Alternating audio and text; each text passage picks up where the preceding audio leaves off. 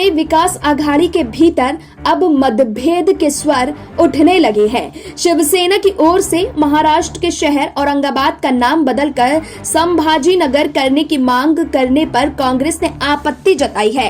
कांग्रेस ने शिवसेना को नसीहत दी है कि वो कॉमन मिनिमम प्रोग्राम के आधार पर ही सरकार के सारे फैसले करे, जो भी निर्णय हो वो सभी दलों की सहमति से हो। दरअसल शिवसेना लंबे वक्त से औरंगाबाद का नाम बदलकर संभाजी नगर करने की मांग करती रही है। ये मांग उस वक्त भी की गई थी जब शिवसेना बीजेपी के साथ गठबंधन सरकार का हिस्सा थी। कुछ महीनों पहले महाराष्ट्र सरकार के प्रशासन ने उद्धव सरकार को इस संबंध में एक औपचारिक प्रस्ताव भेजा है। उद्धव के नेतृत्व वाली सरकार में कांग्रेस सहयोगी दल के रूप में शामिल है। कांग्रेस ने इसी प्रस्ताव पर आपत्ति जताते हुए कहा है कि सिर्फ नाम बदल देने भर से औरंगाबाद का कोई विकास नहीं होने वाला है। औरंगाबाद का नाम बदलने का फिलहाल कोई भी प्रस्ताव आघाड़ी के दलों के बीच नहीं है और अगर ऐसा कोई प्रस्ताव आता है तो हम उसका विरोध भी करेंगे।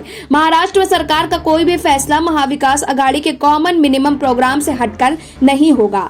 महाराष्ट्र सरकार के मंत्री और वरिष्ठ कांग्रेस नेता बाला साहब थोराट ने औरंगाबाद के अपने दौरे में मीडिया से बातचीत करते हुए कहा कि महाआघाड़ी सरकार का गठन एक कॉमन मिनिमम प्रोग्राम के आधार पर हुआ है। हमारे सारे फैसले किसी प्रोग्राम के आधार पर होने चाहिए। औरंगाबाद का नाम बदलने का फिलहाल कोई भी प्रस्ताव आघाड़ी के दलों के बीच नहीं है और अगर ऐसा कोई प्रस्ताव आता है तो हम उसका विरोध भी करेंगे। महाराष्ट्र में सरकार का कोई भी फैसला महाआघाड़ी के कॉमन मिनिमम प्रोग्राम से हटकर नहीं होगा।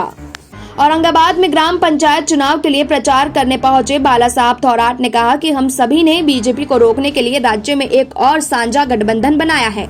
इस गठबंधन के लोग कुछ मुद्दों के अतिरिक्त कॉमन मिनिमम प्रोग्राम के आधार पर ही काम करते हैं। औरंगाबाद का नाम बदल जाने भर से शहर का कोई विकास नहीं होगा। दूसरा ये भी है कि ये फैसला कॉमन मिनिमम प्रोग्राम का हिस्सा भी है, इसलिए अब देखना होगा कि आगे चलकर महाविकास आघाड़ी सरकार में क्या दरार खुलकर सामने आ पाती है या नहीं। Bureau report SPN9 news.